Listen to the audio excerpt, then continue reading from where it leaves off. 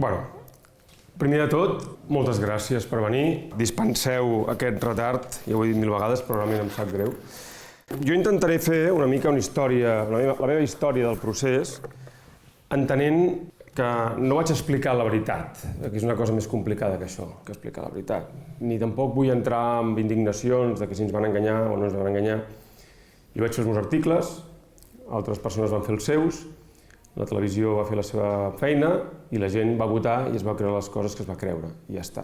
Però jo sí que explicaré ara una mica què és el que em sembla que va passar i llavors vosaltres en traureu les vostres conclusions. La gràcia de tot això, quan em van demanar de fer la conferència, és que jo he agafat una mica tota l'època del procés, és a dir, jo fa 20-25 anys que escric i he anat, en el fons, sense voler, resseguint tota la història política del país des d'una mica abans que el procés comencés. Hi ha un llibre que ha tret fa poc el David Madí, que no recordo ara com es diu, que situa l'inici del procés a les Olimpiades, quan va sortir allò, aquell moviment de Freedom for Catalonia, que hi havia l'Oriol Pujol, hi havia el mateix David Madí, hi havia l'Elisenda Palusier, hi havia el Joan Soler Vicenç, em sembla, comença a citar noms, hi ha molts noms, però en tot cas el situa als anys 90. I a mi, quan vaig veure aquest llibre, que va sortir fa poc, em va fer gràcia perquè em va semblar que estava molt ben pensat, tot i que el David Madí i jo hem seguit, diguem, trajectòries, estratègies i discursos molt diferents, em va semblar que allò estava molt ben pensat. També perquè això ens ajudarà a entendre perquè ara els socialistes volen tornar als anys 90. Als anys 90 el que passa, bàsicament, és que la generació de polítics que havia fet la transició, que donava per fet que la independència era impossible, i que per tant no la pensava, ja directament, no la pensava, aquesta generació ja començava a estar una mica amortitzada. I els joves van començar a atrevir-se a pensar en la idea de la independència. El que va passar és que, tot i que va sortir aquest moviment del Freedom for Catalonia i tot això, i es va començar a sentir a parlar de l'independentisme, recordo en aquella època, potser una mica més tard, però abans d'arribar als 2000, que Convergència va anunciar el fitxatge de l'Antoni Vives, que en aquell moment, em sembla, si no recordo malament, que era un CEO, un executiu de la Yamaha, em sembla que era, no recordo bé, però sí que el va anunciar com una cosa molt moderna, amb l'Antoni Vives, que després seria el segon del Xavier Trias a Barcelona, el 2011, i ja es presentava una mica com independentista. El que va passar en tota aquella generació és que va quedar absorbida de seguida. De seguida va quedar absorbida dintre el sistema. Jo recordo alguna notícia, una foto, en què veies l'Oriol Pujol, el Madí, vestits allò una mica amb americana i corbata, assaltant la Generalitat. I ara hi penso bastant, ara, quan veig els nois d'Aliança Catalana, alguns nois que van també tot encorbatats i tots molt ben pentinats, volent donar com una sensació de seriositat, doncs en el fons hi penso bastant. Això ja ens portaria molt lluny sobre els orígens del catalanisme, com es va fer el catalanisme, com Pujol va reciclar el catalanisme, etc. Però en tot cas va passar això. Bàsicament, aquells nois que havien participat i que havien fet una mica de soroll durant les Olimpiades, perquè en el fons les Olimpiades eren la primera trampa parada per l'estat espanyol i per els socialistes per agafar els catalans desprevinguts, perquè els catalans estaven acostumats a viure sota el franquisme, per tant vivien la catalanitat com una cosa íntima. Al moment que tu obres les finestres, tot el món et cau a sobre i si tu no tens eines per expressar-te, senzillament se't mengen. I per això aquells nois van sortir amb tot això de l'independentisme, per això va haver aquella cacera de bruixes d'independentistes del Garzón, si no recordo malament, etc. Perquè l'independentisme no estava articulat, no estava pensat. I per tant aquells nois van quedar absorbits dintre el sistema. Només n'hi va haver-hi un, que jo tingui notícia, que és el Joan Soler Vicenç, que no va quedar absorbit en aquest marc, no va quedar absorbit, i va quedar per allà. Quan jo vaig començar a escriure, jo vaig entrar a la universitat una mica després de les Olimpiades, però vaig fer història i després vaig fer periodisme, perquè vaig fer periodisme. I quan vaig sortir, vaig dir, faràs una tesi doctoral.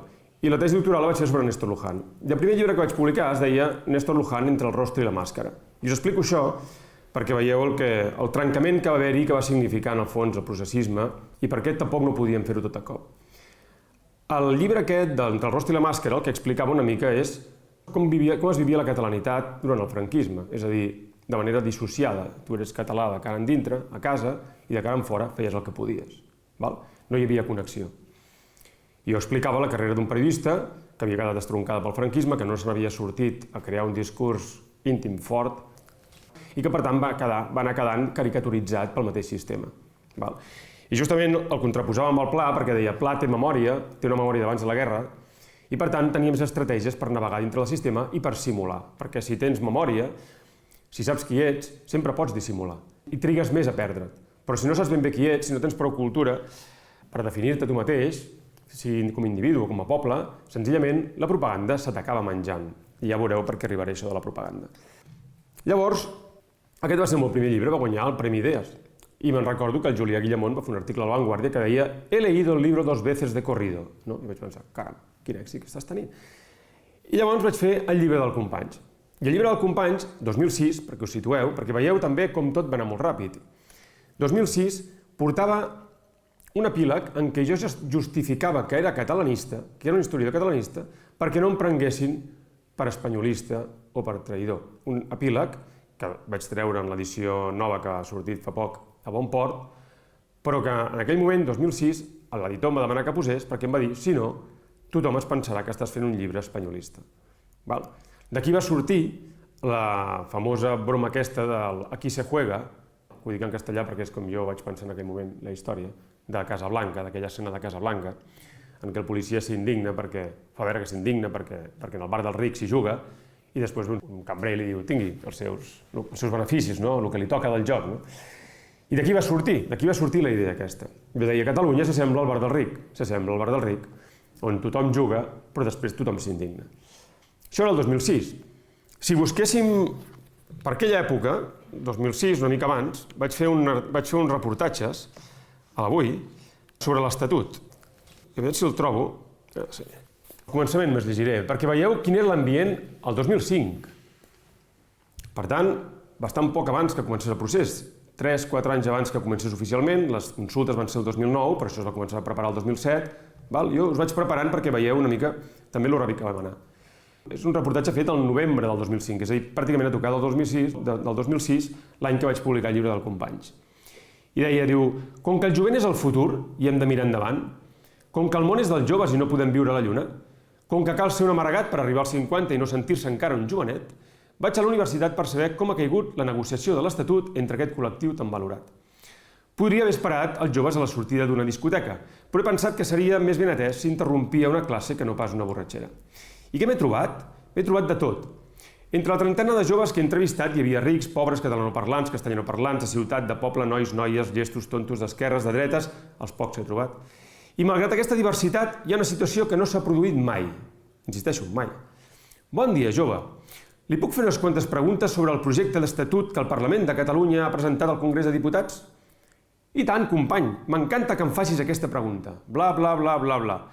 Aquesta situació no s'ha produït. 30-0. Tots els joves que he entrevistat han reconegut no saber què proposa el nou estatut ni quins punts han estat els més polèmics i debatuts. I a partir d'aquí, el reportatge. Que va ser un reportatge del 2005.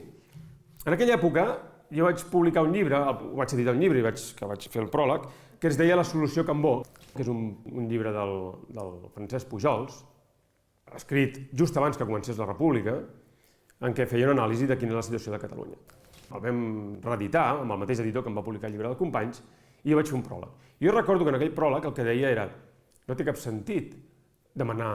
Tot això ja veureu perquè ho explico. Tot això són els dubtes amb què jo vaig començar a veure que les coses no quadraven. Quin sentit té que demanem canviar l'Estatut si el que s'hauria de demanar és de canviar la Constitució? Perquè l'Estatut ja ens estan dient que no hi cap, diguem, un estatut nou en la Constitució. És a dir, que quan fem un estatut més gran, que demanem més coses, ens diran que no pel mateix motiu que ja ens ho van dir a l'any 78 o 79, quan es va aprovar el primer, no? Si no ens el van aprovar llavors, si llavors ens el van retallar, per què ara no ens l'haurien de retallar? I a més tenies el Jordi Pujol dient que, evidentment, que l'Estatut no portava enlloc. Bueno, vam fer la comèdia de l'Estatut, i aquí també ja recordo ja els primers articles divergint de l'opinió pública general. El Congrés, diguem, Convergència i el PSC es van posar d'acord, van tirar-lo endavant, recordo els articles a tot arreu celebrant que l'Estatut aniria, doncs això, que es votaria, es posaria a votació, i recordo jo fent un article que es deia Les bases d'Esquerra, en què deia les bases d'Esquerra tenen l'oportunitat de salvar el país, en el sentit de salvar-lo d'un altre malentès, és a dir, perquè algú ha de dir que això és una farsa. I què va passar? Les bases d'Esquerra van votar que no a l'Estatut. Van votar que no a l'Estatut, jo recordo una entrevista amb el Puigcercós, al programa de la Mònica Terribas, que aleshores tenia un programa a TV3, I recordo la Mònica Terribas dient-li, bueno, diu, si les bases voten que no. Ja puja que sí, no, però sí. Volem dir, això no passarà pas, no? I va passar. Bé, amb d'això ens trobem, doncs, el 2006, que jo he publicat el llibre del Companys, i té èxit, el llibre té èxit, i em proposen de fer un llibre de memòries del Macià Alavedra. I aquí, per això explicaré això, tot el que vindrà ara, i aquí és quan Convergència arriba al seu moment culminant i en el moment en què comencen, al fons, a trencar-se, en el que, en el fons, el procés comença. Per què? Macià Alavedra és un senyor que és com el Néstor Luján, però el problema és que no és un senyor que viu durant la dictadura, sinó que viu durant la democràcia i que viu la política a Convergència, en un país democràtic defensant un discurs democràtic. I Macià Alavedra és un senyor que als 5 anys travessa els Pirineus a peu, fugint de l'exili, i que allà a Prada, a Conflent, coneix el Pompeu Fabra, coneix el Josep Maria Segarra, coneix el Francesc Pujols, coneix tota l'elit, per dir-ho així, republicana d'abans de la guerra. I és un senyor que quan té 15 o 16 anys decideix que ell vol tornar a Catalunya, tot i que se'n pot anar a París a estudiar, perquè ell és català i si se'n va a París es tornarà francès i ell no es vol tornar francès perquè si torna francès tampoc serà mai ningú perquè no podrà ser francès de debò. I per tant se'n torna a Catalunya. I per tant és un senyor que sap tota la història des del començament. I és un senyor amb el qual fem el llibre, molt bé, amb un llibre molt ben acomboiat, ben pagat, relativament, defensat amb el Majestic, una mica com el llibre del Companys, és a dir, un llibre no promogut per Convergència, però en certa manera promogut per l'espai convergent, per l'espai cultural convergent, per l'espai que Convergència començava a construir el 2007, quan ja estava a l'oposició, perquè fins al 2003 no n'havia construït cap. Per això aquells nois, durant les Olimpiades, s'havien intentat escapar, no? Però què passa? Jo faig el llibre, i ell diu, bueno, això de la independència, ell diu, el catalanisme ha complert tots els seus objectius. Ha guanyat. El catalanisme ha catalanitzat Espanya, ha aconseguit el que sempre havia somiat, que Espanya fos democràtica. Diu, el problema és que no estem satisfets, així és com s'acaba el llibre, el problema és que no estem satisfets. Diu, potser, els problemes dels països sempre són els mateixos, i es van repetint cíclicament. Diu, però en tot cas, no és cosa meva decidir-ho, això és cosa de les generacions que venen. Quines són les generacions que venen?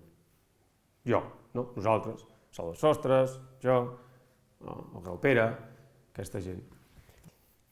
Clar, amb tot això, mentre això va passant, governa primer Maragall, Maragall intenta fer l'Estatut, s'estampa contra la paret, ve el Montilla, i tornem una altra vegada amb aquestes històries que després aniran, ho dic perquè és que lliguen molt ara. Ve el Montilla, com pot ser, un immigrant a la Generalitat, no? Els convergents comencen a fer campanya contra el Montilla, i jo faig un article que es diu Montilla al currículum. Dic, el problema no és que sigui dit Nájar, el problema no és que sigui immigrant, dic, perquè això ja no és un problema. El problema és si coneix Catalunya. El problema és què ha fet per ser president de la Generalitat. O sigui, què ha fet per mereixer ser president de la Generalitat, també perquè veieu com ha caigut tot. I jo deia, ha muntat una empresa, ha escrit un llibre, ha canviat el món d'alguna manera. Clar, allò, un president ha de ser alguna cosa més que un politiquet. Això és el que dèiem en aquell moment. Què dirà quan l'Antoni Castells li digui que l'economia no sé què, o quan el fulanet li parli de la comarca de la Garrotxa, o de... Bueno, jo vaig fer aquest article i em van fer fora de l'Avui. Em van fer fora de l'Avui. I esclar, em van proposar de fer un llibre que havia de ser una biografia comparada del Pujol i el Maragall, que s'havia de plantejar una mica com l'eterna guerra civil catalana, entre, per dir-ho així, el poble petit, entre les esquerres, no? Entre l'aristocràcia, que sempre s'alia amb el poble petit, i les classes mitjanes, que sempre intenten mantenir les institucions. Si us aneu a l'edat medieval veureu que és una mica el mateix, o sigui, tens una classe mitjana molt forta, molt arrelada a la terra, que intenta defensar una certa independència del país, i llavors tens el rei que sempre està lligat a Espanya, bueno, sempre no, però des de Compromís de Casp, per dir-ho d'una manera molt ràpida i molt fàcil i potser una mica demagògica, que s'alia amb el poble petit una mica per contenir aquesta burgesia. I jo volia fer aquestes vides paral·leles. Maragall diu que té Alzheimer, fixeu-vos que curiós, la gent té Alzheimer quan no pot suportar el pes de la memòria. Un altre que va agafar Alzheimer va ser el Reagan, un altre que va agafar Alzheimer va ser el Suárez, no sé si us en recordeu. No vull dir que només sigui per això, però sí que el tema de la memòria i l'Alzheimer a mi sempre m'ha cridat l'atenció. El meu avi, el que va haver de fer veure que era franquista, va agafar Alzheimer, sense ser-ho ell, un senyor que deia ja hem perdut 2 vegades, no cal que perdem una tercera, no? Hem perdut 2 guerres, no cal que perdem la tercera, a casa meva no es parla de política. Bé, tot això és el que s'estava morint, I a mi em fan fora, i em diuen, bueno, en comptes d'escriure aquest llibre del Maragall i del Pujol, que no pots, perquè si escrius aquest llibre del Maragall i del Pujol, la gent dirà que com et passes, perquè pobre té Alzheimer, i si el critiques tothom s'ho prendrà com una cosa personal, per què no fas una cosa sobre el pla? I vaig dir, val, farem una cosa sobre el pla. I el que va passar és que vaig començar a fer el llibre, i és clar, tampoc em van començar a fer bullying a l'editorial, que era 62. Van començar, diguem, a apretar, no? Aquest tros de La Vanguardia no el posis, això no sé què, si et fiques amb el Marc Álvaro no sé quantos, aquestes coses. Hi ha un article que si el busqueu també d'aquella època que es diu Curro Jiménez de la Generalitat, que explicava una mica La Vanguardia en aquella època va fer una renovació. Tot això és la prehistòria del procés, però crec que és important perquè entengueu d'on veníem. Ja veníem amb la comèdia, diguem, molt feta i amb tota la trama molt ben organitzada. I llavors érem uns quants que havíem quedat una mica fora. Van fer una renovació, La Vanguardia va renovar la capçalera i van fer tot, els articulistes van començar a fer tots articles, diguem, van fer una mena d'edició especial. Jo recordo que el Porcel dient que La Vanguardia sempre havia sigut objectiva, que mai havia mentit, com si no hagués hagut La Vanguardia espanyola. El Marc Álvaro, en aquella època, el Montilla li havia enviat, no, el cap de premsa del Montilla li havia enviat en el Godó, li havia enviat una transcripció d'una tertúlia amb totes les intervencions del Marc Álvaro subratllades, i el Marc Álvaro va fer un article que parlava dels, no sé, dels fosquitos, de quan era petit, una cosa que no tenia res a veure amb la política ni amb la situació. I vaig fer un article que es deia Curro Jiménez de la Generalitat i van enfotir una mica d'això, dels articulistes de La Vanguardia, que una mica mentien per mantenir la comèdia. I això em va costar que em fessin fora del Singular, és a dir, em anaven fent fora de tot arreu.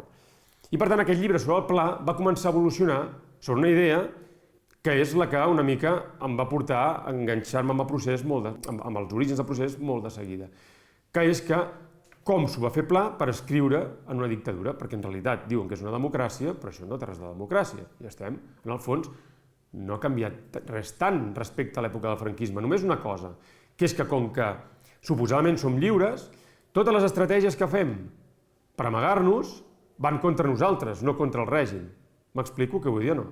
Perquè en un espai en què se suposa que tu ets lliure, la teva comunicació verbal compta políticament en l'esfera pública.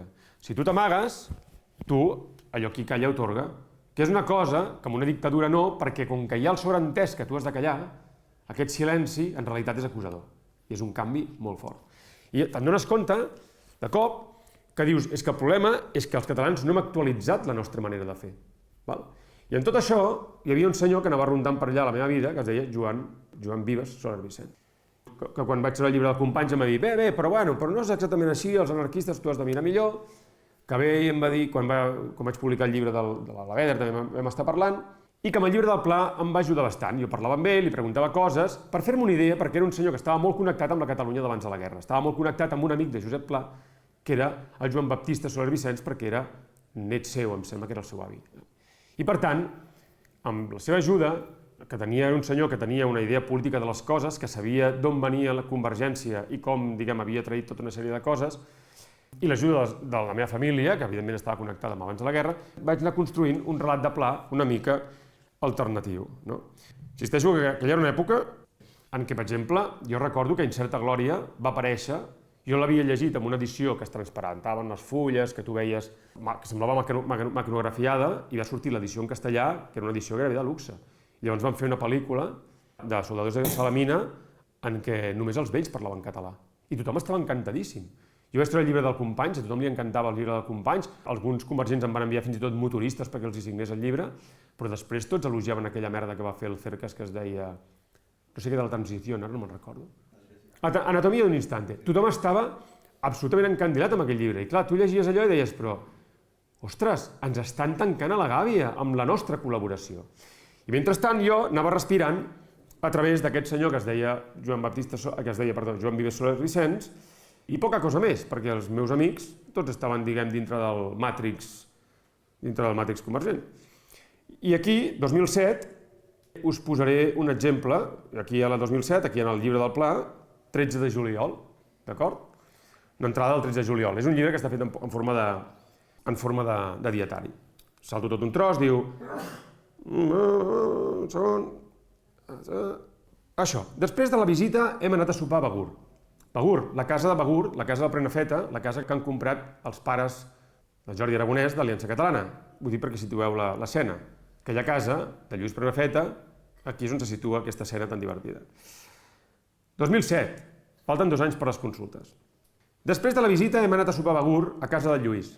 Menjar boníssim, sobretot la botifarra, que tenia aquest sabor ancestral de sang i vísceres fresques passades pel foc de la carn quan és bona. He insistit tant en la qualitat de la botifarra que s'ha acabat abans que les gambes i no he pogut repetir. La conversa ha sigut pedagògica, sobretot quan podia parlar jo. Hi havia un contertulià que tenia ganes de lluir-se i demostrar que la independència és impossible. El Lluís em donava copets a la cama com dient-me «Va, no el facis treballar tant, home, que és la primera vegada que ve». Abans de tornar a Barcelona, els convidats hem baixat a la platja. El front autonomista s'ha radicalitzat. El cap de colla m'ha dit, mentre despullava per banyar-se al mar, «És una llàstima que tu mateix et posis la corda al coll». Buscant una posició neutral, el Jordi s'ha enfilat dalt d'una roca alta per llançar-se de cap.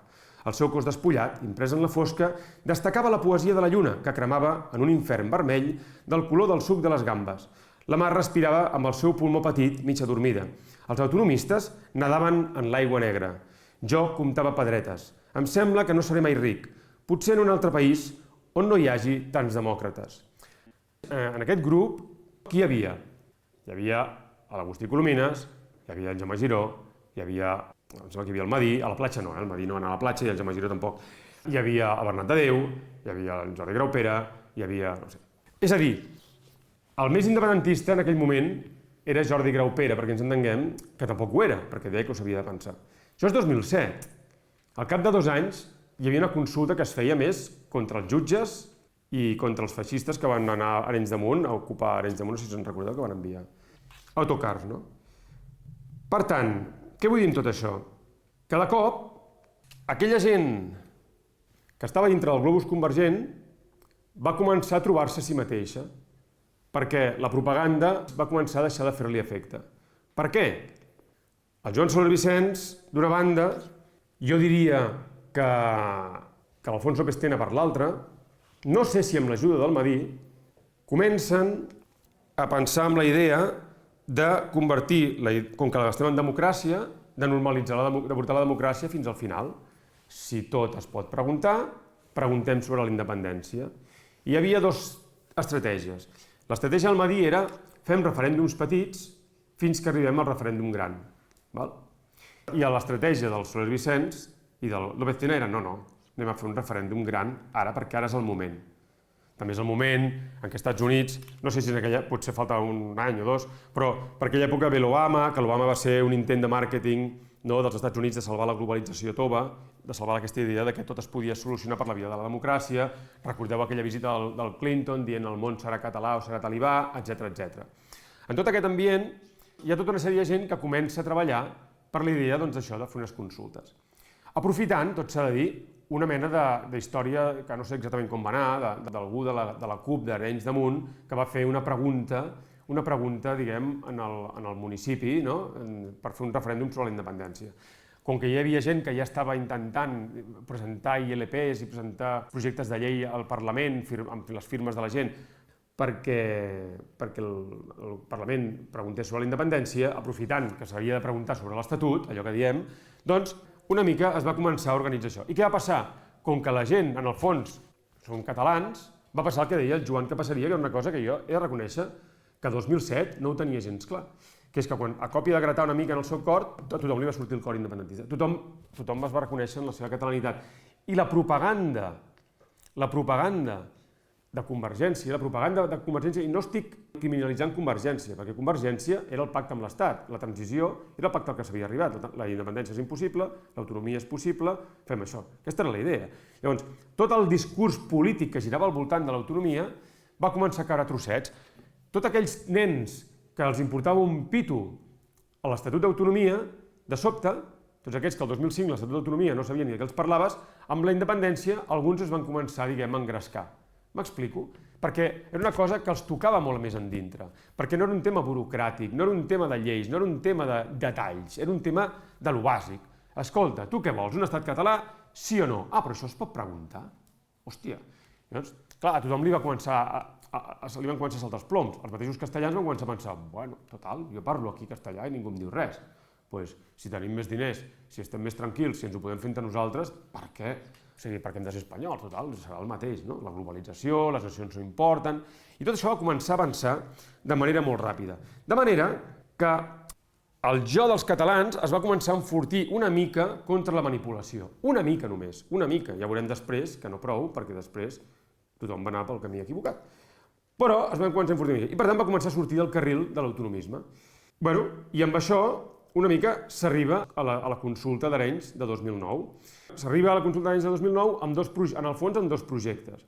Un que és el de López Tena, de fer un sistema vertical, en què el referèndum està organitzat per una elit i es fa de dalt a baix i els que manen estan a dalt, i un altre, que és més horitzontal, que és el que es va imposar, que és el del Joan Vives Soler Vicenç, que era que cada poble fes les seves consultes a la seva manera. M'explico? Perquè ell deia, no, això és el poble que s'ha d'autoorganitzar, perquè si això ho porta una elit o un grup, aquest grup serà identificat per l'Estat, identificat per l'autonomia, pel sistema, per dir-ho així. Heu d'entendre el sistema com un ecosistema. Un ecosistema es defensa a si mateix. No hi ha algú pensant plans. És a dir, surt sol, perquè és una trama d'interessos. Llavors, tots els interessos van a favor d'unes persones i a favor d'unes dinàmiques. Quan aquestes dinàmiques es subverteixen, totes les persones que es beneficien d'aquestes dinàmiques reaccionen en contra de les maneres més subtils que et puguis imaginar, fins i tot encara que estiguin d'acord amb els arguments teòrics que tu els estàs plantejant. Per tant, la idea era deixem que la gent que no té a veure amb el món polític, que no està contaminada pels interessos polítics, pels interessos econòmics que van lligats a l'autonomia, organitzi les consultes i extenguem les consultes al conjunt del país perquè així es veurà que els catalans controlen el territori. Us sona això, el control del territori? Doncs perquè així es veurà que els catalans controlen el territori. I què passa? Doncs, bueno, com ja sabeu, el 2009, gran èxit. Jo recordo una amiga meva, de Pedralbes, una noia que jo havia conegut a casa del Quim Torra, perquè amb tot això no ho he explicat, però el llibre aquest del Josep Pla, com que a edició 62 no ho vaig poder publicar, el vaig acabar publicant amb el Quim Torra, que aleshores acabava de deixar l'empresa en la que treballava, Winterthur, i havia començat a fer una mena d'editorial de periodistes morts, periodistes d'abans de la guerra. I allò que diem, una altra vegada, aquell marc mental i aquell marc cultural que havia construït el món sociovergent, Convergència, amb el permís dels socialistes, perquè ens entenguem, s'anava escrostonant. Aquesta idea de que Catalunya començava el 1975 o que la democràcia... O sigui, que els nostres drets començaven el 1975, es va començar a escrostonar i el país va començar a connectar amb la història, va començar a connectar amb el món d'abans de la guerra i va començar a connectar amb la seva història. I aleshores, esclar, tot era molt més difícil de controlar. Doncs una noia que surt en el llibre del Pla, que es diu Xènia, no es diu Xènia, té un altre nom, evidentment, una noia de Pedralbes, una noia que jo la vaig conèixer a casa del Quim i que recordo perfectament la primera vegada que em va dir Enric, els castellans estan aquí per vigilar, només vigilen, fan de policies. Jo vaig quedar acollonit. Perquè veieu també que jo no és que jo hagi naixés, diguem, ja ensenyat, m'explico? Jo veia coses que no quadraven i anava navegant i anava agafant, diguem, els inputs d'allà on... Recordo aquesta noia, que una senyora... Clar, i em deia, no, és que la gent que té pasta té por que li facin una inspecció fiscal, per exemple, això va ser la primera vegada que ho vaig sentir, devia ser 2006, 2007, fins i tot potser 2008. 2007, més aviat, perquè és quan vaig fer el llibre del Pla. En tot cas, aquesta noia recordo que em va trucar i em va dir haurem de canviar la diada el dia 13 de setembre. No el dia 11, el dia 13 de setembre. Això perquè veieu el nivell de quòrum que va generar. Una cosa organitzada per la CUP, una cosa que va començar amb un regidor de la CUP, apel·lava a una senyora que vivia a Pedralbes, que tot el dia, evidentment, havia votat Convergent. Bé, al cap d'una setmana d'aquest referèndum, que vam fer, insisteixo, contra la justícia i a pesar dels camions de feixistes que ens van enviar, vam dinar amb el Macià Lavera, el Salvador Sostres i jo. I vam arribar allà al restaurant, i ho recordo perfectament, el Macià ens esperava amb els coberts així. Què? Esteu contents, Esteu contents amb la festeta d'Arenys?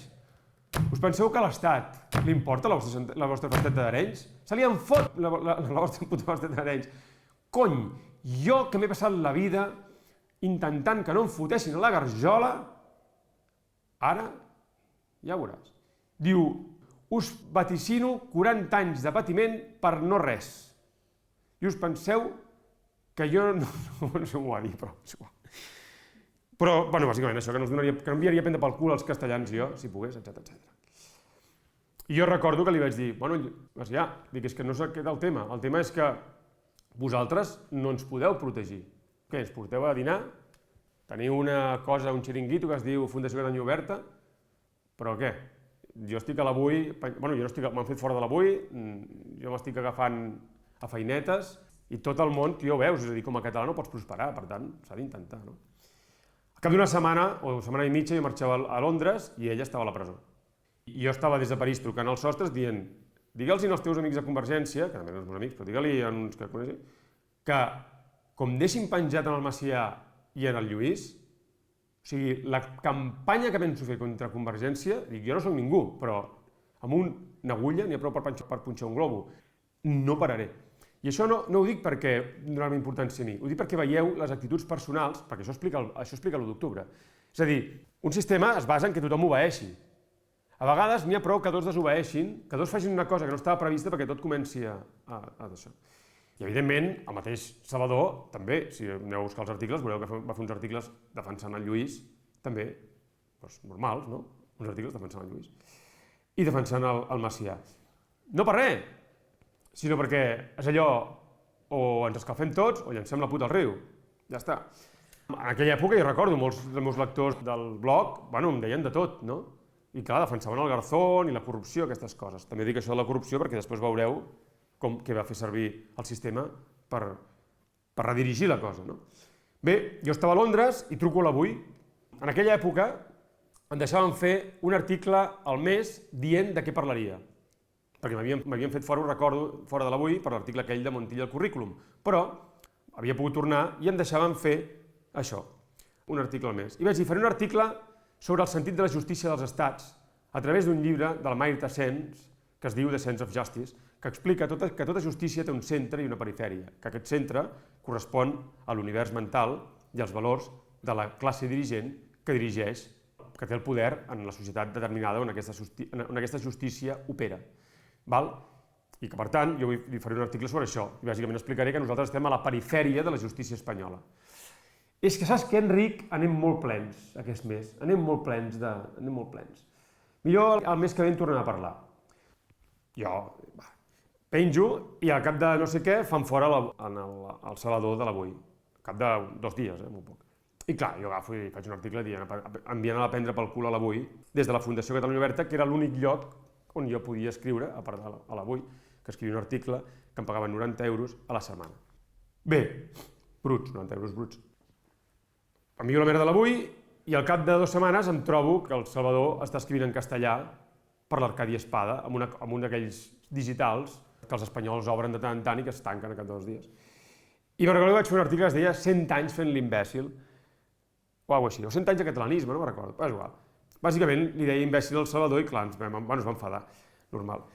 Però que aquí va passar una cosa, el Salvador i jo fèiem com una mena de sistema, perquè ell tenia la prosa, tenia el sentit del poder i jo tenia el sentit de la història, perquè ens entenguem, i ens enteníem molt bé amb això.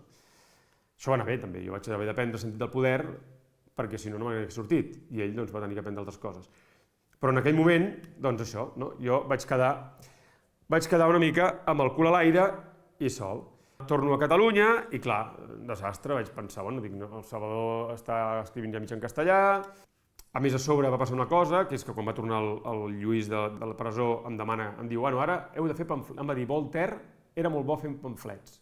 Diu, ara has de fer articles a favor de Convergència, pamflets a favor de Convergència. Dic, home, Lluís, això no passarà. Això no passarà. I, clar, al cap de 2 o 3 mesos m'havien fet fora de la Fundació Catalunya Oberta. Vaig anar a Nova York, vaig veure el Jordi Graupera, l'Alfons López Tena havia començat a construir Solidaritat, 2010, recordeu, hi havia regrupament, Convergència estava molt nerviosa, a més el Lluís i el Macià estaven agafats pels collons, evidentment, la Fundació Catalunya Oberta va començar a fer-se petita i a perdre força, i això, jo tornant de Nova York vaig escriure un article, però perquè veieu el nivell de control, un article que es deia Mas o Laporta, vaig fer un article a la Fundació que es deia Mas o Laporta, dient que es podia votar qualsevol dels dos, i un article al meu blog dient que tornava de Nova York per votar a Laporta, i per aquest article, a la calle. Qui em va defensar? Ningú, vull dir, els meus amics, tots els joves que estaven al voltant meu, joves, nois més d'això que estaven al voltant meu, tots van desaparèixer. Una altra vegada, no ho dic com una cosa de retret, ho dic perquè veieu com funcionen les coses. Tots van desaparèixer. Fins i tot les dones. Per tant, què va passar? Jo havia quedat amb tot això que havíem de fer un llibre entrevista amb l'Alfons López Tena i li vaig dir, Alfons, no puc fer aquest llibre amb tu, perquè si faig aquest llibre amb tu em mataran, literalment m'acabaran de matar. Per tant, aquest llibre l'anul·lem. Hi ha les eleccions i Convergència, en certa manera, aconsegueix matar regrupament i deixa ferit de mort Solidaritat. Tinc un dels meus millors amics que ara està a Esquerra, estava a Solidaritat i va deixar Solidaritat quan Solidaritat va treure aquells 4 o 5 diputats perquè ja es va veure que allà estava mort. A part, tots els problemes interns, és igual, que us estalviaré sobre la Porta i Alfons Bestena, jo coneixia els dos.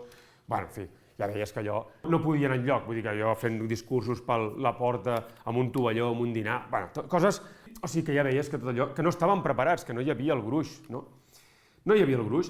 I recordo un dinar al Windsor que l'Alfons em va dir, diu, s'ho vendran tot, això serà com Barcelona 1940, es vendran tot el patrimoni de la Generalitat perquè no es pugui fer la independència. La crisi venia del 2008, ja ho recordareu, el 2010 ja havia agafat força, Mas va arribar el 2010 molt fort, abans d'arribar a les eleccions, també hi ha un article que el trobaríeu per allà, vam anar a un viatge a Aigua Blava, em sembla, Aigua Xalida, em sembla que era, en una casa que curiosament era d'un hereu del comissari d'ordre públic de la Generalitat el 6 d'octubre. I recordo que allà vam fer una mena d'off the record i quan jo li vaig dir, bueno, ara quan guanyis les eleccions, què faràs amb el milió de tios que han votat a les consultes? Perquè en tot això es va fer la consulta d'Arenys i després es van fer aquelles altres consultes, com us he dit, arreu del territori. Mentre jo estava a Londres, aquelles consultes van anar prosperant, fins i tot la de Barcelona, que és quan Pujol va decidir anar a votar perquè va veure que la gent, allò que diem, que la propaganda convergent ja no arribava al cor de la gent i que per tant la gent anava a votar per la independència igualment. I per tant ell va dir que també hi aniria. Molt bé. I li pregunto, què faràs amb aquest milió de persones que han anat a votar a les consultes? I em diu, no compten per res, no tenen pes. No tenen pes és literal, el no compten per res, no sé si era així, però era així, no compten, va dir. Dic, home, entenc per què dius que no compten, en el sentit que el 2010 jo hi havia pres a poc, una mica, que els discursos es filtraven de dalt a baix i que, per tant, el que comptaven eren els diners, la capacitat, diguem, de pagar coses, etc.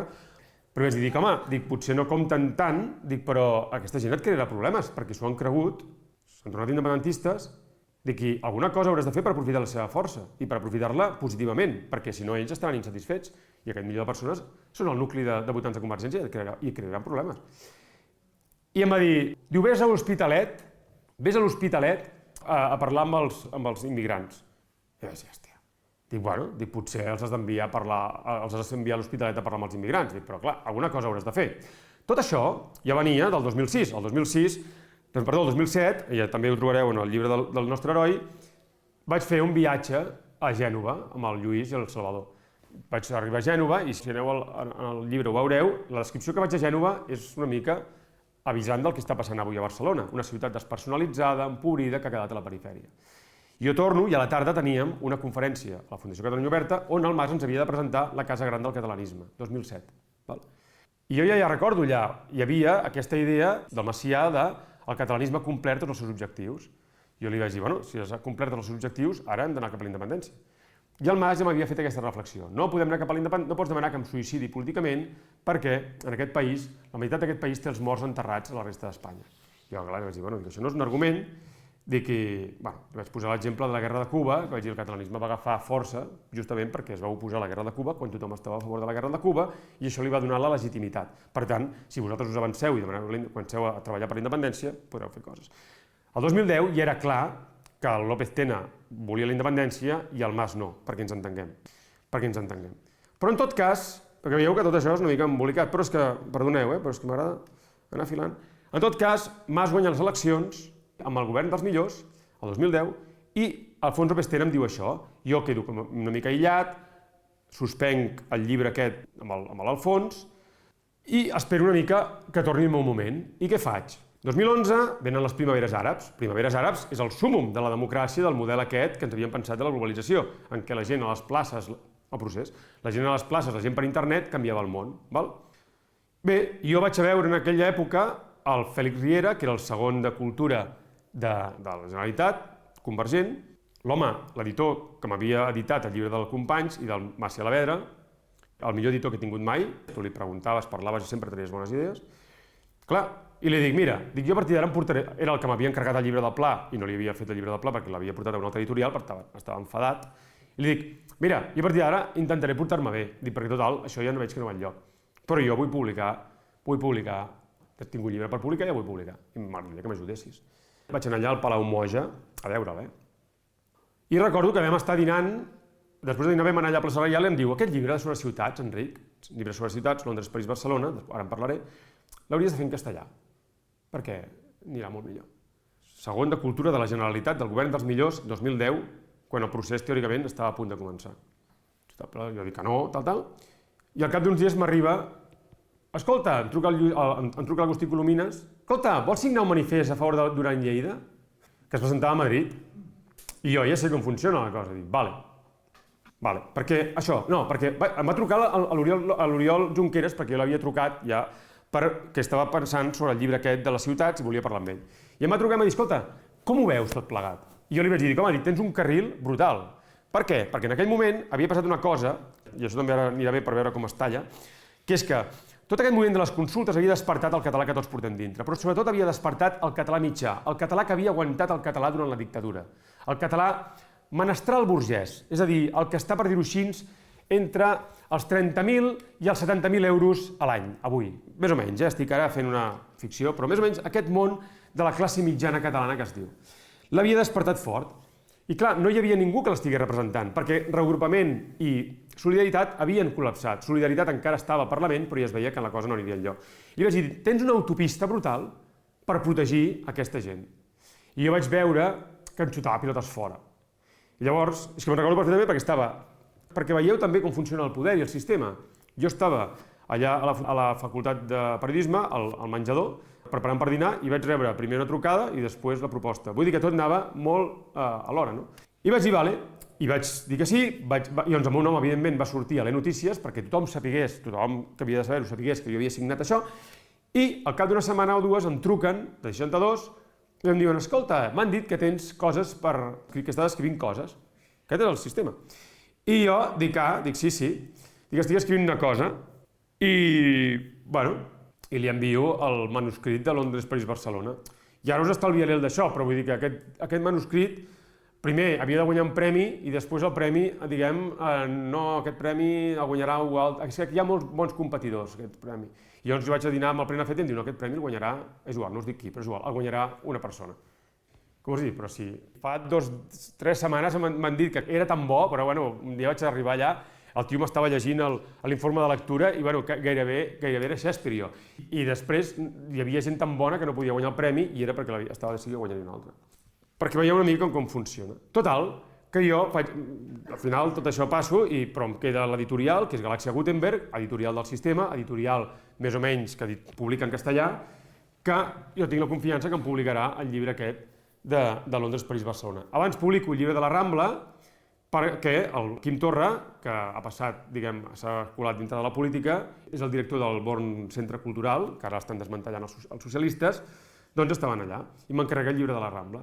Què vull dir amb això? Ens trobem que en aquell moment, el moment 2011-2012, és el moment àlgid, en realitat, de la potència del país i de l'autoconfiança del país, en què aquesta classe urbana que ha tingut fills, que els ha escolaritzat, que els ha educat, que té diners, que ja llegeix en català, molt important. La Vanguardia ja és en català fa 2 anys.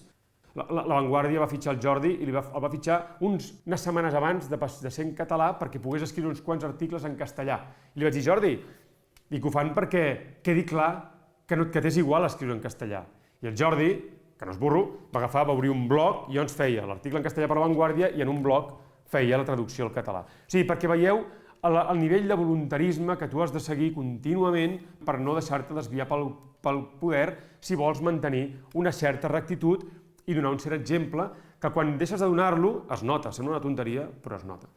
En fi, 2012, breu història de la Rambla, aquella idea de per la Rambla passar la història del país, anem a modernitzar la Rambla, anem a modernitzar Barcelona, Barcelona és una de les grans capitals d'Europa, per tant, la classe dominant catalana, aquesta mitjana, serà la que farà la independència, el procés a tota castanya.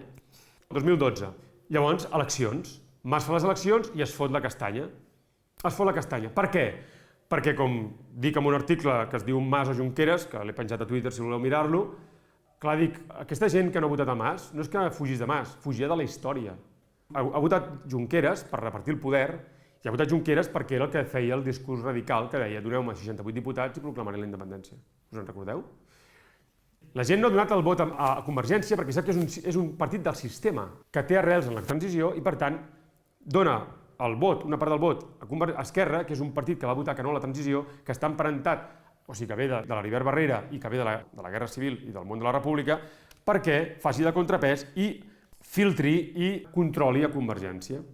I recordo allà al Junqueras un discurs molt bo que va fer al Born Cultural, que jo vaig convidar perquè allò que diem, quan tens amics et donen càrrecs i et donen coses, el Quim Torra em va oferir de fer un cicle de conferències a propòsit del tricentenari del 1714.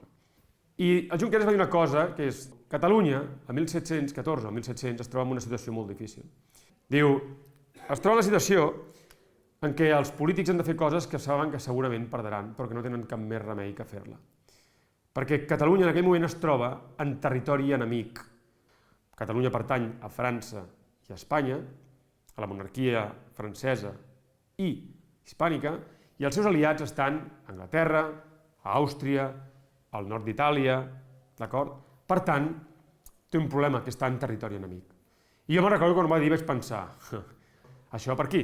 Si agafeu Londres, París, Barcelona, veureu que hi ha un mapa que vaig posar del Vicenç Vives, un mapa de l'Europa de 1713, en què el Vicenç Vives, a molta vista, agafa i fa unes fletxes on tu veus Barcelona, Gibraltar, Londres, Viena, Turí, Barcelona. És a dir, fa la volta. I al mig queden París i Madrid. És a dir, si la guerra de successió la guanyen els catalans, Madrid i París queden rodejades. Queden rodejades.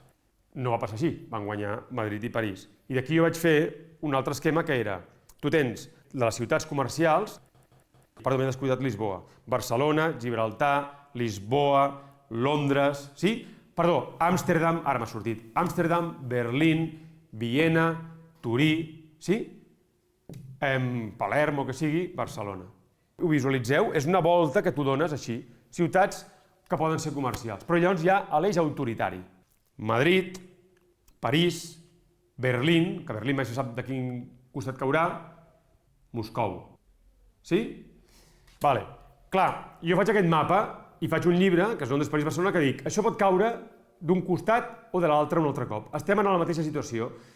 Barcelona pot trobar finalment un lloc en la història, per això està traient el cap, però està traient el cap perquè, per dir-ho així, jo feia la broma, una cosa de la festa, no? Les seves enemigues estan dormint la mona perquè ens entenguem i Barcelona doncs, està aquí, però quan es despertin això s'igualarà i si no estem per la feina se'ns menjaran vius.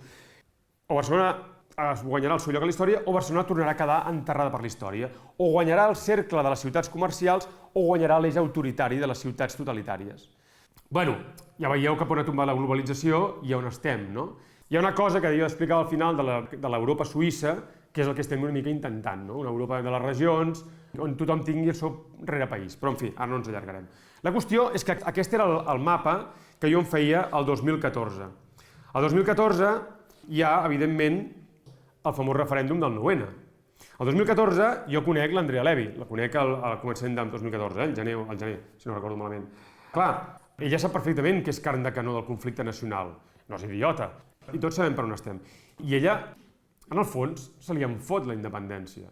Ella el que vol és anar a treballar a Madrid i pensa, jo estaré a Madrid i si Catalunya és independent, dit així, literalment, també perquè veieu, si llegiu els articles, els meus, del 2012, 2013, 2014, veureu que el clima era molt diferent. Moltes coses que avui són inimaginables, aleshores, clar, tu no les sabies. Aquest llibre comença explicant l'estat d'estupefacció en el qual ens trobem els sostres i jo, perquè cap dels dos sap realment què passarà. Ningú sap si Convergència va en sèrio o no. A l'estiu del 2014, ningú sap si el 9-N anirà en sèrio o no. I clar, jo vaig haver de fer el llibre una mica, jo ja intuïa que no, i parlava de la festa noucentista i tal, però ara explicaré quan vaig començar a intuir que realment no. Però en tot cas, hi havia un clima que era molt fort, és a dir, que produïa dissonància cognitiva, no? Que t'intentava fer creure que realment estaves anant cap a la independència. Per tant, que el sistema intentava recuperar aquell poder que havia perdut quan la gent s'havia esgarraiat, quan la gent havia començat a connectar amb el seu passat i quan la gent s'havia començat a sentir catalana i havia començat a fer-se unes preguntes diferents a les que li permetia fer el sistema, no? Jo conec l'André, tot això, i recordo perfectament que estàvem a l'estiu al País Basc i veig unes declaracions de les Arrimadas que diu Diu que no passa res, que el que ha de fer Espanya és una democràcia sense els independentistes. No sé si us sona, això. És el que han intentat i estan intentant, però no els hi surt. Una democràcia sense els independentistes. Aquesta era la idea. La idea de Vichy ha sigut aquesta. No se n'han sortit per l'extensió, per moltes coses, però és la idea. No? I no se'n surten. Bé, 2014, poc abans de que marxessin de vacances, aquell estiu, Pujol confessa. I aquí és on tota la feina que s'havia fet es desborda i jo ja veig que tot allò no anirà enlloc, definitivament. Per què? Perquè el cas Pujol aconsegueix tornar de dialèctica política a l'eix social. Aconsegueix tornar a posar el tema de la immigració sobre la taula en els termes en què ho estava abans que Montilla fos president. Una cosa que Montilla havia fet era justament demostrar que la immigració ja no eren immigrants, que eren catalans. Just contra el que volia Convergència, perquè sabia que en el moment en què això es dissolgués era molt més fàcil fer la independència. Per això jo, també el meu article del currículum Montilla era no, si és independent, a mi que si és Nájar m'és igual. El tema és quin talent té. No. I aquí és on quan la cosa ja es comença a desbordar. Hi ha l'abraçada amb la CUP, el notari Borniol defensant Podemos i dient que Podemos regenerarà Espanya, es canvia el rei. Jo recordo en una tertúlia fent el cap a tothom dient no, però abans del 9-N, dient-li no, si el que hauríem de fer si no és, escolta, que Convergència, ja que el Duran i Lleida està en contra del referèndum, que demani al rei, diguem, un pacte amb Catalunya en què es reconegui la situació en què els Borbons van deixar Catalunya en 1714 i la necessitat de redreçar això i de reconstruir Espanya a partir d'aquí. Però clar, tot això no es plantejava, perquè tot això hagués fet petar el cap de tothom per començar de la monarquia. Bueno, Pujol confessa, es munta aquella mena d'aquelarre, amb la CUP, l'abraçada, es fa el 9-N, el Junqueras queda en ridícul, el Junqueras que en aquella època es parlava amb els Sostres i amb mi, no sé què, i que hi havia un moviment en què intentava que aquell 9-N ja no anés a la independència, però que donés algun resultat, diguem, tot allò es va trencar, el Salvador ja va abandonar tota esperança de que les coses anessin cap a algun costat, l'Alfonso Bestera mateix, ho havíem parlat diverses vegades, em va dir, diu, aquí se us ha acabat tota oportunitat, a un amic del Graupera que jo havia conegut el 2010 a Nova York, un nano que parlava català, espanyol, fill d'una ministra espanyola, li va dir al Graupera, habéis perdido vuestra oportunidad, ahora nos toca a nosotros, un senyor de Podemos, senyor que va arribar ministre de Podemos, i comença ja la guerra propagandística, l'ofensiva propagandística del sistema que arrasa tota aquella gent que havia anat a votar a les consultes. I que una mica, durant aquell estiu, o sigui, jo ja vaig anar veient, i quan aquest llibre va sortir el 2015, perquè aquest llibre està situat a l'estiu del 2014, però clar, evidentment no ho vaig fer immediatament. Quan va sortir el maig, em sembla, del 2015, jo ja havia entès que és que la guerra s'havia tornat propagandística. O sigui, que Espanya estava fent una guerra propagandística brutal a Catalunya i als catalans. I allà, una mica, van passar per sobre a la gent. L'Andrea se'n va a Madrid i torna, se'n va a Madrid, vull dir que a cap de 3 setmanes o 4, i ara no és que fos una altra, però si les converses, hauria d'explicar com coses massa privades per d'això, però què ha passat? O sigui, me l'han canviat. Bé, l'Arrimadas i el noi aquell es casen, i Espanya comença a fer, abans que Junqueras, aquell discurs d'Espanya és amor, abans que Junqueras digués que junquerisme és amor, els espanyols van començar a dir que espanyolisme era amor. Un dels motius amb l'Andrea de diferències és que, clar, va començar a sortir a la premsa el novio independentista i semblava com, si comencen a parlar així, jo començaré a explicar per què estic amb tu, i llavors no sé si els agradarà si jo explico per què estic amb tu. M'explico que vull dir o no, perquè el problema és aquest, és a dir, no és que tu no puguis estar amb un espanyolista, amb un unionista, sí que pots estar, però t'ho han de deixar explicar. Si ho expliquen en els seus termes, allò que dic de la propaganda, la gent ho somatitza d'una manera i els partits se n'aprofiten d'una manera, i aquesta manera ens pela. En aquesta època és quan jo veig tots els unionistes que jo havia conegut fins aleshores, que tots eren més o menys amics meus, amb els quals em portava bé, tots es comencen a tornar una colla de salvatges, és a dir, tios que veus que si t'haguessin de pelar, et pelarien, si t'haguessin de fotre la puta garjola, et fotrien la garjola. Això és un procés que va de 2015 a 2017 i que el trobareu en una entrevista que vaig fer per Nació Digital, em sembla que és, que els hi vaig dir, és que els hi han donat una vida, perquè el que fa el sistema és els hi comença a donar una vida. Martín Blanco li dona una vida, l'Andrea li dona una vida, l'altre li dona una vida vull dir un projecte de vida. I la gent es lliga a un projecte de vida i aleshores les idees li canvien. Perquè en el moment en què Catalunya no és capaç, o l'independentisme no és capaç de donar un projecte de vida als catalans es busquen la vida. Els primers que es busquen la vida, evidentment, són els catalans unionistes que no són independentistes, òbviament, només faltaria. I passa això, no? Que tot comença a anar-se'n de mare. El Trias perd les eleccions, però perd les eleccions perquè vol perfectament. Ell es va produir una situació brutal. Al maig del 2015 jo vaig fer un informe Barcelona, capital d'estat. Els convergents tenien 2 papers damunt de la taula. No és que el fes jo, sol, vam demanar molta gent, però vam fer allò del llibre blanc, no sé, unes coses, vam fer tota coses. I tenien dues opcions, Barcelona, capital d'estat, Barcelona, ciutat dels pobres, perquè ens entenguem. I van triar Barcelona, ciutat dels pobres, i clar, va guanyar de Colau, perquè el marc era els pobres. I a partir d'aquí, insisteixo, tot es torna molt difícil.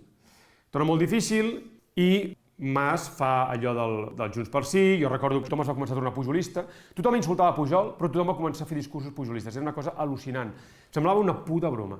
El Pujol em va cridar, la vaig anar a veure, me'n recordo que, clar, ell comptava que si el de Junts per Sí sortia un bon percentatge, doncs es podria pressionar una mica l'Estat, però jo vaig veure que la mentida ja era molt bèstia, perquè ja t'estaven reconeixent que jo no era per fer la independència, que és una cosa que no et reconeixien mai, de cara a mi, però de cara en fora seguien dient que en 18 mesos farien la independència, i quan tu intentaves explicar en públic que tu no pots fer unes eleccions com si fossin un referèndum, perquè en un referèndum la gent vota sí o no, una pregunta, i en unes eleccions vota partits, i per molt que tu insisteixis que és sí o no, el partit i l'eix ideològic pesa més, que això no hi havia manera de colar-ho, perquè tota la propaganda anava cap a un altre costat, i vaig veure que tot allò se n'anava a fer punyetes.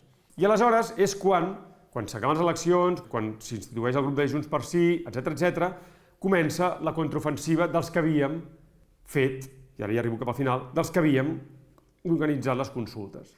Els que l'havien organitzat, i jo, que com que ja en sabia més, perquè havia vist moltes coses, m'havien passat moltes coses en molt poc temps, entre 2007 i 2014, bueno, són uns quants anys, m'havien passat moltes coses, doncs comencem l'ofensiva i diem, com que necessiten la CUP per investir el president de Junts per Sí, per aprovar els pressupostos, la CUP dirà que només aprovarà els pressupostos si Junts per Sí es compromet a organitzar un altre referèndum. En aquell moment, primer, el que s'havia de fer era treure Mas. Recordeu? I allà primer es va tenir que fer pressió perquè fessin fora Mas. Que allò també va ser tota una bogeria de guerra propagandística, que era com un... Sabeu aquells mogollons, aquells merders que hi ha en les guerres medievals, que no saps a qui estàs pagant? Doncs va ser una mica això. Al final es va aconseguir liquidar el Mas. La cosa era, apartaves el Mas, posaves un nou president i feies això. El Puigdemont ho va acceptar. Per què ho va acceptar el Puigdemont? Doncs perquè el Puigdemont en el fons també era independentista. Perquè els convergents què van fer? Van dir, Junqueras és un independentista. Doncs hem de posar un independentista igual, no? I posen el Puigdemont. I Puigdemont diu, bueno, ja ho torejarem d'alguna manera. Bueno, ja ho agafa perquè no podem fer res més. Ja ho torejarem d'alguna manera. I llavors què fan? Li diuen, però tu, Junqueras, tu organitzaràs el referèndum. Perquè com que tu t'has cagat amb nosaltres amb el 9-N, com que tu t'has cagat amb el 9-N, ara nosaltres demostrarem que no es pot fer res més que el 9-N. I tu muntaràs un 1 d'octubre que serà un altre 9-N, i llavors es veurà que tu no ets més independentista que nosaltres. I com que nosaltres tindrem l'independentista en cap, que serà el Puigdemont, nosaltres tornarem a guanyar les eleccions. Aquest és el panorama que es munta. I nosaltres, que havíem estat parlant amb l'Anna Gabriel i amb gent de la CUP perquè adoptés aquesta estratègia, comencem a treballar, evidentment, perquè una vegada s'aconsegueix que el Puigdemont digui allò de referèndum o referèndum, llavors has d'aconseguir que el referèndum es faci. I has d'aconseguir que Junqueras no quedi malament. Contra la seva voluntat. Perquè ell, clar, tampoc és imbècil. I sap perfectament que la independència no la pots fer sense els convergents. M'explico? Com vas a fer la independència sense els convergents? No pots. No pots. T'apunyalaran per l'esquena al minut, al segon, 2. Total, que llavors tu, treballant per fer el referèndum, amb el Junqueras intentant no fer el referèndum i els convergents que no volen fer el referèndum però que volen que l'Esquerra el faci dient que volen fer el referèndum. Un liu de collons. I així s'arriba a l'1 d'octubre. Amb estires i arronses, de tota manera. Com es fa? Doncs per lo de sempre, perquè com que la gent estava tan motivada i s'ho creia, doncs no pots fer obeir la gent i per tant has de comprar les urnes i has de fer creure a la gent que l'estàs preparant. Jo recordo el dia que vaig enterrar el meu pare, a la tarda vaig anar a una reunió amb el Salvador, amb aquell que es deia no sé què Salvador, d'Esquerra, que ens va explicar com estava fent la Hisenda. Allà hi havia tots els meus amics de la Fundació Catalunya Oberta. I tots feien cara de creure-s'ho. I tots van actuar com si s'ho creguessin. I jo estava allà pensant, ha enterrat el teu pare? Tu estàs escoltant això? S'ho estan creient i és impossible. que això que està explicant és una... No, ja veus que no s'aguanta per enlloc. Però el més fort és que el Turull ja se m'havia emprenyat amb mi, amb una tertúlia dels matins de Catalunya Ràdio, abans del 2014, perquè deia que estava construint l'agenda catalana. És a dir, perquè veieu també com s'obliden les coses. Els convergents estaven construint l'agenda catalana, però resulta que no. Però després l'estaven construint els d'Esquerra i ningú deia que els convergents havien dit que l'estaven construint però que no l'havien estat construint i que ara la construïen els d'Esquerra. És a dir, el que vull dir és que la propaganda, clar, el soroll, quan els megàfons de l'Estat o del sistema criden, costa molt, diguem, que la gent pensi. En una guerra només compta l'instint, només compta allò que ja has après. Això val en una guerra de veritat i val en una guerra propagandística. Només allò que tu saps del cert, allò que tu tens superinterioritzat, només allò val. Per això, insisteixo, quan es va esquerdar el sistema de la transició, de la sociovergència i de convergència, i la gent va començar a reconèixer com a català i va començar a dir, si això és una democràcia, per què collons no he de poder votar la independència, no van poder-ho controlar, perquè per molt que cridessin, aquesta veritat última no es podia controlar. Però pel mateix motiu, quan estàvem amb la història aquesta de la democràcia, el que van fer el sistema va ser multiplicar democràcia per tot. Democràcia per tot. No sé si recordeu que després de l'1 d'octubre el Juliana feia servir la paraula autodeterminació del jo. O sigui, van arribar al punt, la Vanguardia, de fer servir l'autodeterminació del jo, perquè veieu. Perquè el que es tracta és de fer l'embolica que fa fort. Clar, tenies Podemos, tenies la lluita entre Convergència i Esquerra, tenies Convergència que estava morint, perquè Convergència tot això va començar a canviar de nom. No sé si us en recordeu. Bueno, un merder de collons. I bé, i així s'arriba al referèndum de l'1 d'octubre. Una setmana abans vaig anar a sopar amb un... Perdó, bueno, si en cas hi ha 2 sopars. N'hi ha un en el qual vam decidir això, que farien tot això amb la CUP i tal, a casa Jordi, hi havia unes 12-13 persones. No dic que no hi hagués altra gent, però allò va ser una cosa com molt... I el Jordi Graupera estava als Estats Units, però ja estava organitzant les seves coses també, referides al referèndum. I en aquella època és quan el Jordi comença també a convergir amb el meu entorn, que el meu entorn era l'entorn de friquis que havia muntat les consultes i que havia a poc estat substituït pel sistema processista, val? I que és una mica el que continuava intentant muntar el referèndum. I llavors convergeixen aquests 2 mons. El món dels friquis, que l'any 1990 i el 2007 i el 2012 eren marginals, els meus amics i jo, Joan Soler Vicenç, Anna Arquer, jo i 4 més, bueno, uns quants més, i el Jordi, que era el sistema, que se n'havia anat als Estats Units justament perquè el sistema no l'atrapés, se n'havia anat als Estats Units per no acabar, dit així, com l'Agustí Colomines o com el Marc Álvaro, i que estava preparant el seu desembarcament. I llavors aquí comencem a convergir. Bueno, fem aquesta campanya per l'1 d'octubre, etc. Una setmana abans del referèndum, vam a un sopar de 30 persones, els vaig dir, mireu, passarà això, Convergència i Esquerra no volen que això surti bé. I hem aconseguit una cosa, en aquell moment, o sigui, ells el que intentaran serà, us aneu davant dels col·legis a dir hem votat. Això és el que ells volen. Perquè el que es tracta és d'anar estirant aquesta idea del volem votar. Que vist en perspectiva, vés a saber si potser hauria sigut millor. Però en tot cas, nosaltres en aquell moment vam decidir que s'havia de votar i s'havia de fer net i s'havia de tallar. I llavors va ser quan va sortir tot allò d'anar als col·legis a ocupar-los abans que... perquè van començar a fer totes aquelles lleis, van començar a sortir jutges que volien tancar els col·legis, aquesta cosa. Va ser tota una bogeria. La Ponsatí, amb 100 i pico claus, que deia que tenia 100 i pico claus dels col·legis i que ningú li deia a qui les havia de donar i què n'havia de fer d'aquelles claus. I llavors jo posant-les en relació amb la Marta Rovira perquè s'entenguessin. És una cosa que diu, bueno, si jo m'he de fotre amb aquests merders, vol dir que això és impossible que surti, literalment és impossible.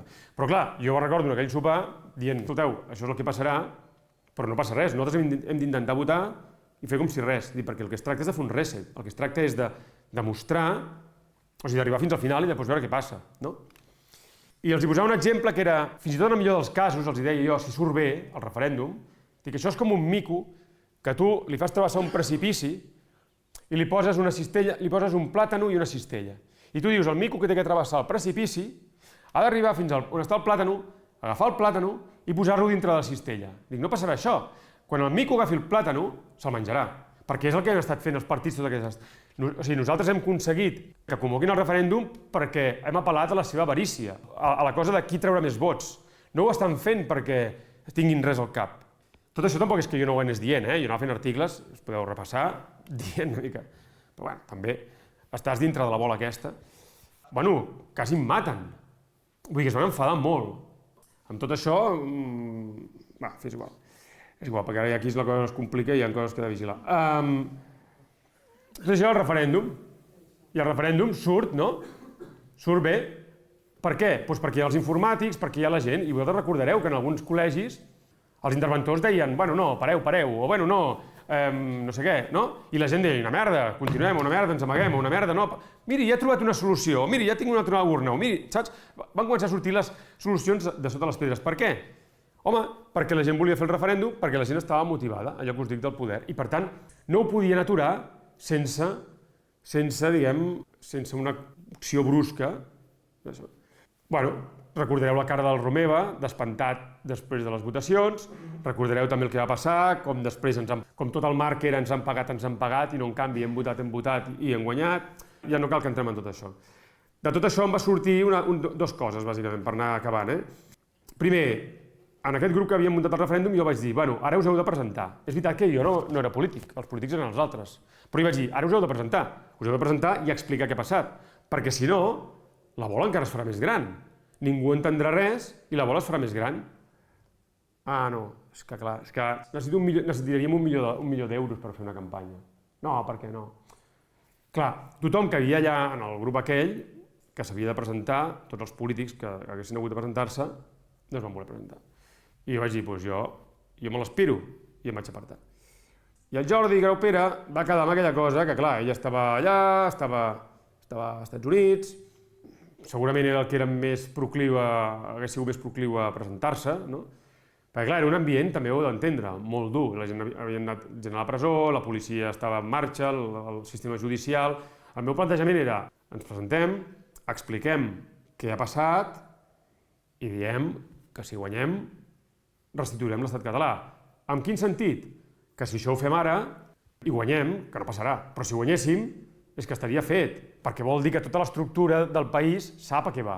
M'explico què vull dir o no? Si tu has explicat què ha passat, expliques què passa i guanyes, bueno, és que els Mossos, no sé com dir-te, vull dir, estaran a favor nostre, perquè tota l'estructura del gruix del sistema estarà a favor nostre a Catalunya. Però, bueno, clar, evidentment no va passar. Ni es van presentar, ni vam posar-ho prova, ni... Què va passar? Els llacets grocs, els presos, tota la cosa lacrimògena. I aleshores, el Jordi va rescatar una idea que havíem parlat amb l'Antoni Castellà a l'època de Junts pel Sí, que en aquell moment, que jo estava molt asfixiat perquè l'Andrea s'havia tornat boja, no vull dir-ho així, però que l'Andrea, havia canviat els seus paràmetres de moltes coses, estava a Madrid amb les seves coses, ho havien deixat, evidentment, jo estava fet una merda, i tot era mentida, i no sabia com explicar-ho, i li vaig dir a l'Antoni Castellà, escolta, per què no parles amb en Jordi i munteu una candidatura a Barcelona i comencem a foradar el sistema per Barcelona?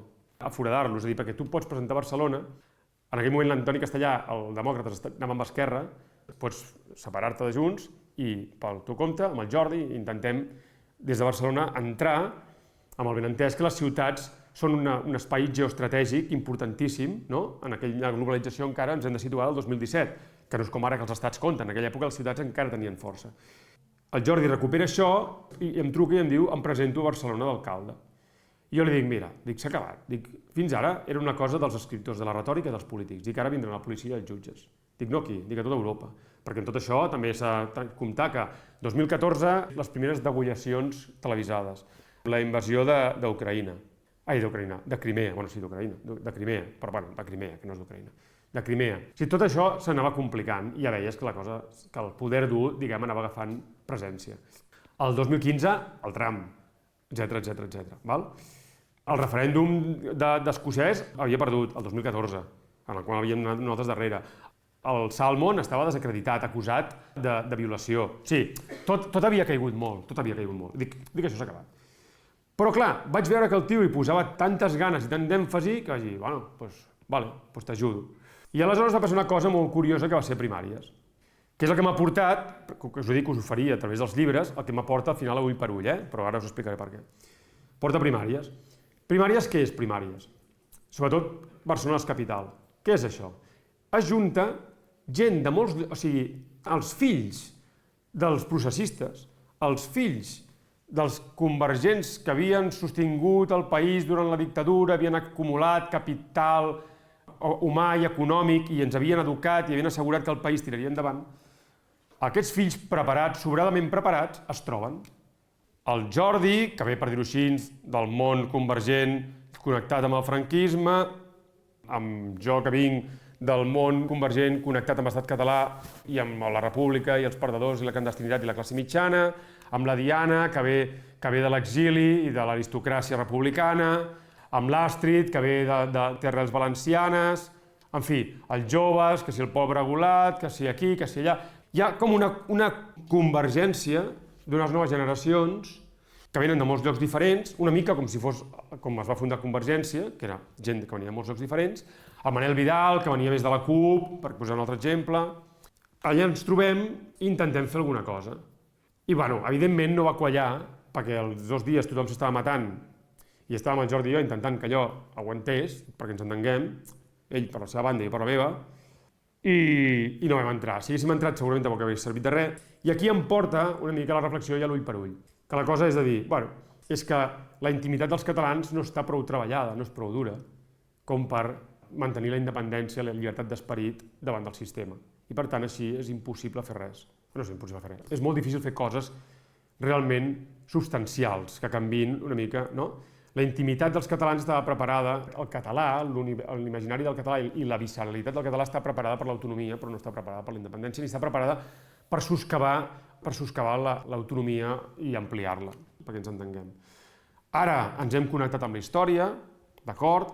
Ara sabem que el poder no és cap broma, ara sabem que ens han enganyat, ara sabem que la propaganda aquí i la propaganda allà, però ara sabem tot això, és bo que ho sapiguem, perquè si no era viure amb un cotó fluix i que ens haguessin matant a poc, perquè és el que hagués passat, que era la discussió que jo sempre he tingut amb el Lluís Prenafeta i amb Marcel Saavedra, per cert, tots dos, les persones menys sectàries que jo he vist, vull dir que a mi mai...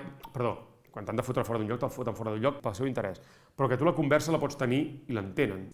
Tu dius, molt bé, Lluís, vosaltres vau intentar crear un sistema de poder dintre l'autonomia, què us va passar? Vas intentar fer l'Observador en castellà, et vas arruïnar. Vas fer la Fundació Catalunya Oberta, et van fotre la puta garjola perquè va resultar que tota la gent que vas fitxar se'n va anar a muntar les consultes. És a dir, sempre serà així, m'explico? Ni que sigui dintre d'Espanya, s'ha de canviar la composició química del país i de l'Estat perquè els catalans puguem respirar. Els catalans educats, perquè quan el Macià, el Prenafeta i el Pujol van arribar a la Generalitat, la gent no sabia llegir ni escriure en català. La gent se li feia estrany llegir en català. I jo, ara, els catalans llegeixen i escriuen en català i, si poden, no llegeixen en castellà i fins i tot llegeixen en català i en anglès, en francès, en italià, però no llegeixen en català. I a més ara ve la intel·ligència artificial que a mi em permet agafar els articles, traduir-los a l'anglès i penjar-los. I això anirà més. Hi haurà un dia que jo faré els podcasts, apretaré un botó, i el podcast es farà en anglès. I això també canviarà moltes coses, perquè això voldrà dir que jo hauré de ser un català europeu, perquè si no el meu imaginari serà massa petit i no interessarà prou. M'explico què vull dir o no? És a dir, que això és el que jo vaig començar a explorar quan me'n vaig anar a Londres després del nostre heroi. Per què? Doncs perquè jo vaig trobar que Catalunya m'asfixiava. A la Catalunya, diguem, autonòmica del 2007, d'aquesta que us he llegit del Papa Gur, jo veus que m'ofegava. Vaig treure el llibre del Pla i vaig dir, bueno, és que aquí no tens cap futur.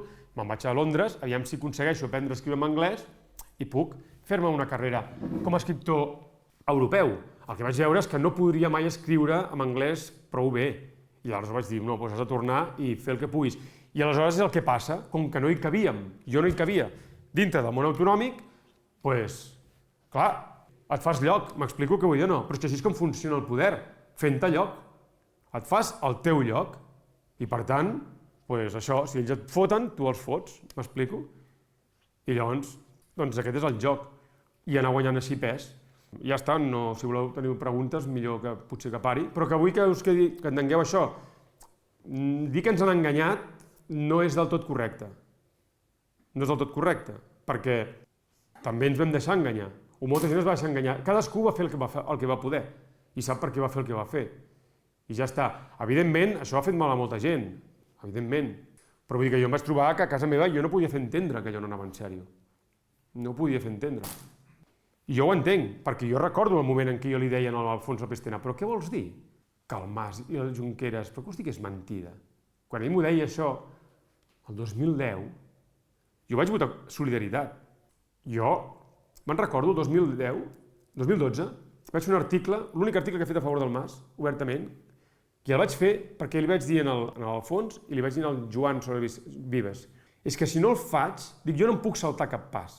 Dic, jo no és que no et cregui que tot això és una farsa. Jo ja veig que tot això no quadra per enlloc. Però jo no puc saltar-me un pas perquè tu m'ho dius. Jo necessito anar tallant la salsitxa a poc a poc. Llavors jo li donaré la confiança, jo li faré aquest article i li donaré el vot de confiança. Però, com que justament li hauré donat, quan la confiança s'acabi, s'acabarà. I jo seguiré escrivint. I ja per acabar. I allò de les relacions personals. El 2012 vaig conèixer un noi que es diu Roger Mallola, senyor Roger Mallola, que se'm va presentar perquè vaig fer un article que es deia el 1898, perquè en aquella època del procés hi havia molts convergents que anaven dient Espanya s'enfonsarà i quan Espanya s'enfonsi serem independents. I jo els dic, no, si Espanya s'enfonsa nosaltres anirem darrere, perquè és el que ha passat sempre, que Espanya t'arrossega perquè té molta més força. I em va escriure, em va dir, escolta, vull parlar amb tu i tal. Bé, és igual. La qüestió, ens vam fer amics. I la qüestió és que recordo perfectament, a l'època del 9-N, jo li anava preguntant al Roger, li anava fent preguntes i fins que ell no em va dir que el del Mas era una broma, jo no vaig escriure cap article dient que el 9-N era una farsa. No perquè jo no ho sabés, que jo ja ho sabia, sinó perquè pensava, si només ho sé jo, és impossible escriure-ho, em prendran per boig. Almenys ho ha de veure, sense que jo li digui, per ell mateix, algú altre. Llavors, algú altre que no conegui el Mas, algú altre que no conegui els meus amics convergents, algú altre que no sàpiga res de tot això. Algú altre. Llavors, quan ell va començar a dir, o sigui, perquè anava a posar, no, perquè estàs fent, i començava a fer unes teories increïbles. Però clar, estem parlant d'un tio que és molt intel·ligent, Quan ell va tallar i va dir, no, és un farsant, vaig dir, vale, ara sí. Llavors vaig començar a parlar de com era la festa noucentista. El 9-N, la festa noucentista.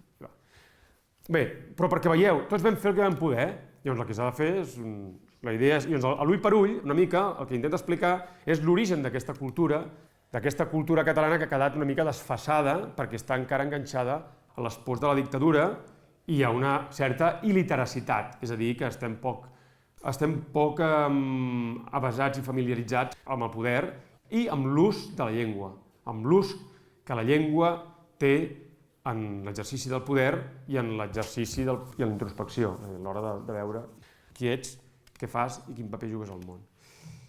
Ho deixo aquí, perquè potser m'he allargat molt. No, perfecte. Vale. Doncs fins aquí.